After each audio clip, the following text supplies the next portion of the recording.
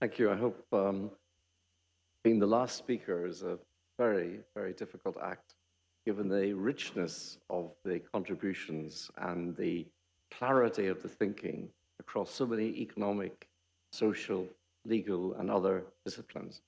I should begin by thanking the Academy and Cardinal Turks and my fellow Academy members, and for you, my friends, if I may use that term, to talk to you.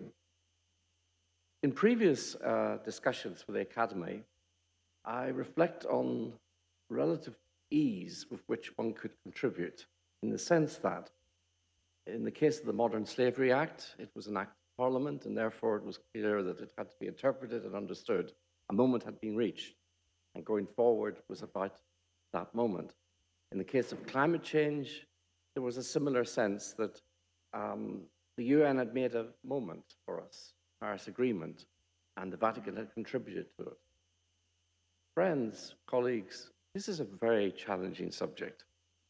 And it's challenging, I think, for a particular reason.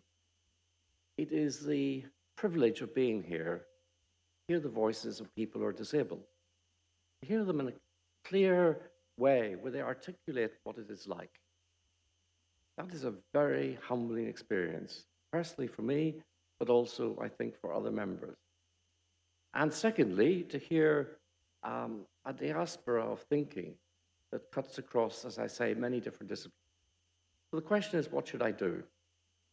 So I asked myself a simple question. To whom is my audience? I know at the end we have to produce a paper, which summary of what we've done.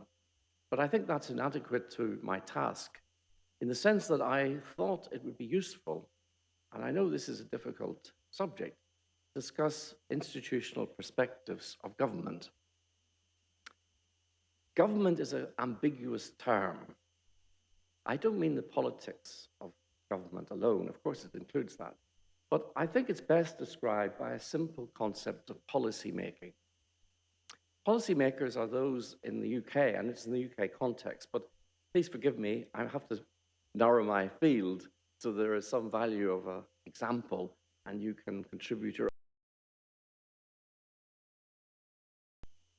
But the advantage of policymakers is sufficiently ambiguous to include those that legislate, those that consult, and those that have something to say. And the enduring idea of policymaking is this: disability is not a single moment in a society or in anyone's life. It's a continuum. It changes. And as everyone, I think, has agreed with the meeting, that living is part of experiencing some form of disability. It is simply the way we live. Pope Francis, in his univocal style, this morning helped me. Maybe he didn't know this, but he certainly did. I will remind you what he said, and I was very taken by it. He said this on page 6 of his talk. Persons are no longer seen as a paramount value to be cared for and respected, especially when they are poor and disabled, i.e. not yet useful, like the unborn, or no longer needed, like the elderly.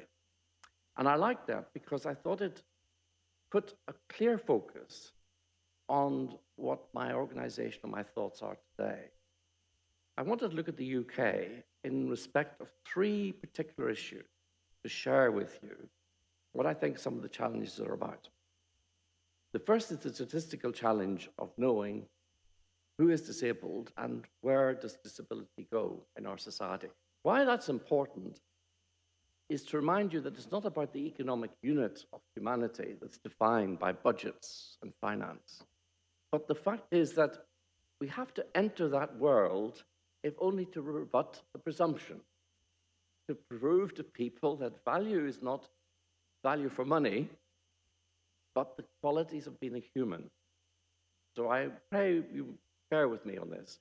But one of the sources of my thinking has been what is often overlooked. Maybe it's boring, maybe it's uninteresting, the National Audit Office, the statistical societies of which the UK was certainly a founder, if not very good at copying other places, so I'm not saying it was the exclusive provenance of 19th century thinking, but certainly counting numbers produced outcomes like public health and so on. And I think there's an issue about statistical challenge. We have a UK disability action plan, and I want to make some comments about it, partly because it troubles me greatly. And the reason it troubles me is that it operates on an economic theorem of how much money for the individual units that are being provided for.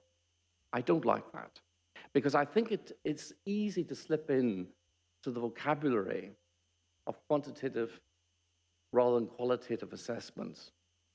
The human must be somewhere in this, and the voice must be heard. So I begin with a very simple, I know my time is short, so I have to be quite crisp about this, but I begin with the debt I owe to many in the room, but in thinking about what it is that Tom meant, if I may take your name in vain, about independent living. Gosh, I thought that was wonderful. When my mother was disabled with MS, she wanted to be on her own. She wanted to be independent, but she did not want to be without help. I also think caring is a gift, and I think dignity is the essence of our humanity. So I think somewhere we have to remember this. And then I want to make some very simple points. We have a system in the UK, many of you will know this, that we have to consult. Departments have to consult when they do something. And I want to be clear to you that the consultation process does not work. And it's inadequate, not because of the people who give their time and their efforts and make the statistical evidence available, but simply because my worry is that a box-ticking exercises will ask disability over. We move on to the next thing. So what I'm thinking about is this. Pier Paolo, again taking names in vain, but you are an inspiration. I would like to think that consultation includes the questions you raised. Has trust been established between the operation of a new idea or law that may affect disabled people in some particular way? Is there cooperation? Is there reciprocity? Is there co-planning? Is there co-providing? And I'd like to call on aid a very simple fact. The UK has always been skeptical about human rights. And then eventually, for reasons we can spend in coffee time, the UK adopted the Human Rights Act in 1989. But the act did not come into operation immediately. It was too shocking for the culture of the common law to have to think about rights. They had been members of the convention, in fact, had drafted it, but had really not taken it on board in the culture of the people and in society. For 2 years, the act was held in a suspended animation when it was made an educational function. Judges, civil servants, public officials, and private sector organizations had to learn what is a human right and what does it mean. Why is not the same being done for disability? Why is not the same being done for education of us all about this subject? Those are my first thoughts. The paper you can read, but I'm now on page 5, where I want to say just a few words about the problem of statistics. I think it's rather shocking, but understandable, that we don't have a competent set of statistical evidence. The Commons Library research papers is a good source of information, as is the Office for National Statistics. But here's my point. The National Audit Office, or audit body, makes a prediction that is truly important for society to know. It says the number of payment claims is likely to increase from 4.8 million to 5.8 million in the next few years. That means money has to be found and resources spent. But it also makes tentative conclusions about something that I don't think we've mentioned much about so far in the discussions. What is the effect of COVID in terms of the increase in disability, in health and so on? It is clear from what they say that in the first year of the pandemic, 60% of those that died were disabled. That's shocking. disabled, in fact, bore an undue burden during that awful time. And of course, death rates among those with learning difficulties, compared with those in the general population and so on, those with multiple medical conditions and poor standards of living. Now, post-COVID, we are trying to assimilate the effects that has had in our society, in the way we live and the standards of our living. And here we find that the cost of living crisis exposes the most vulnerable, and therefore there is a marked increase in disability claims. Now, I don't want that to be an economic value alone, but it has to be said that if we think disability is not all around us or soon to increase, we're much mistaken. We have got to have a society that incorporates into its very being the existence of people who will suffer because they have one particular kind of disability. But the facts from the National Audit Office are very striking. Disabled people are most likely not to have a degree or any qualification. I mean, that's appalling. 3.9 million working-age people currently receive at least one of the principal disability benefits. Disability affects those in employment.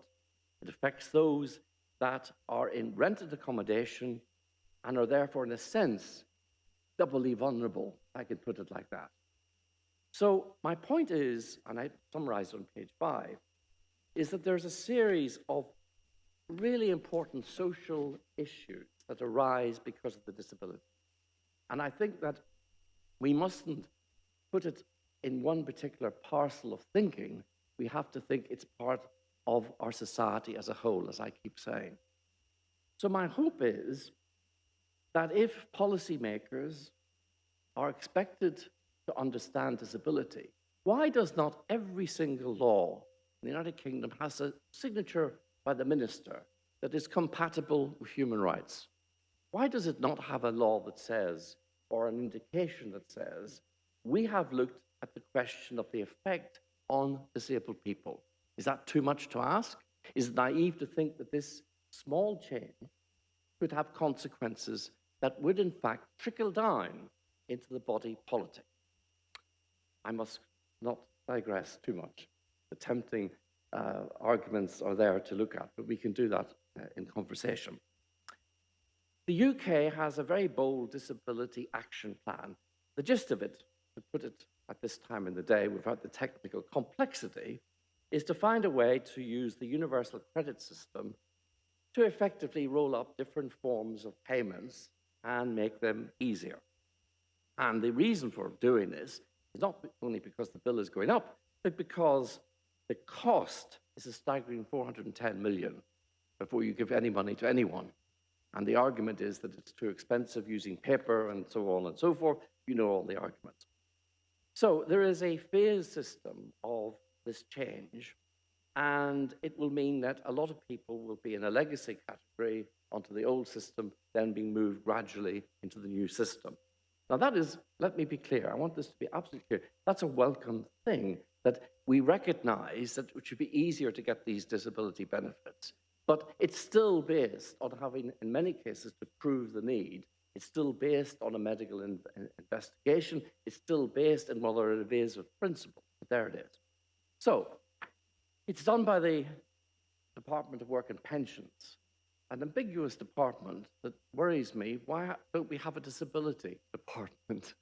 I mean, come on, this is just ridiculous. The Department of Work and Pensions is a very broad church. It has got many, many things it has to do.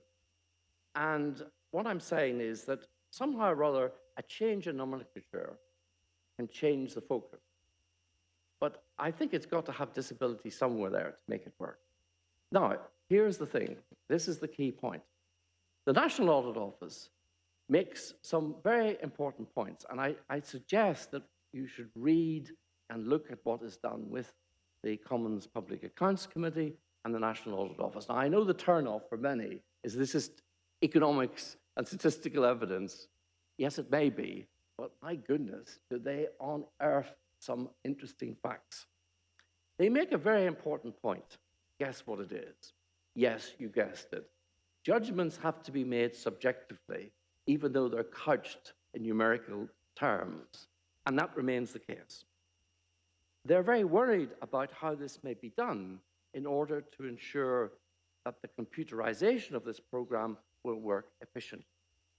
And the rollout of the problem is this, that over the next 4 or 5 years, it's not clear the timetable to be precise, it will record many billions of pounds, and of course, I'm not going to give you the savings they claim, because they are claims, not quantitative evidence for it.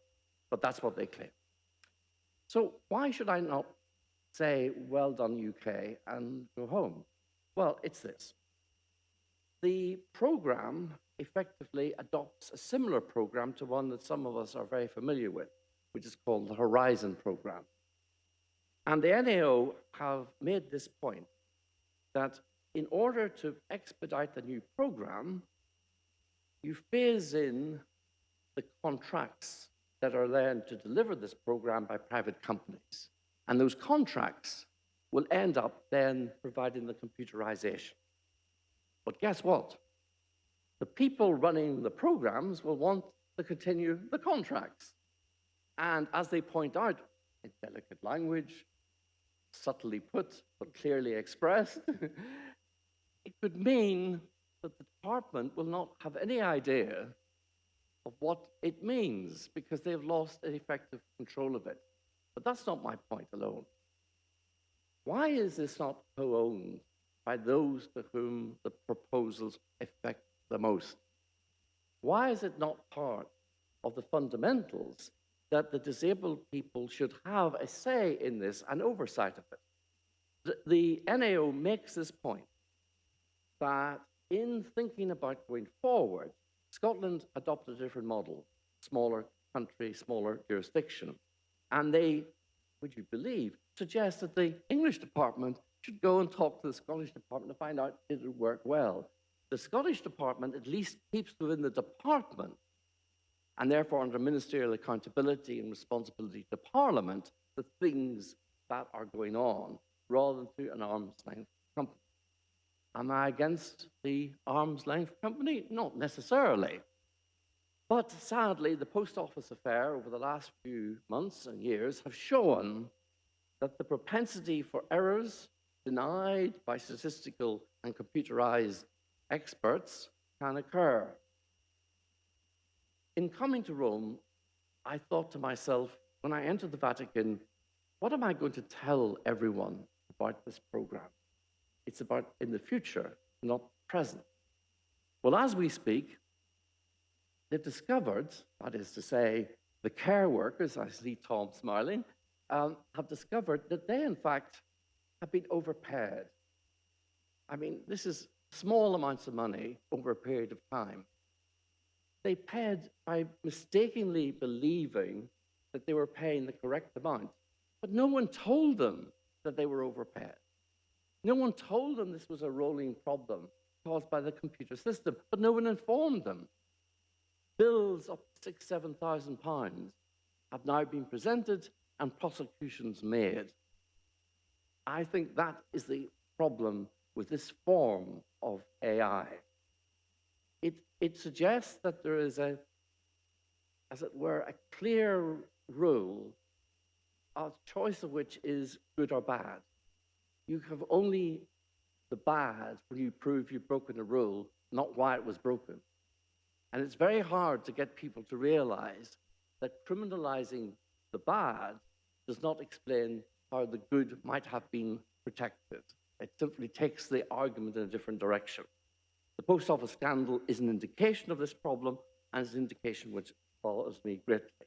So those two examples, the Post Office example and the care case example, I think illustrate, I think, adequately the problem that faces us.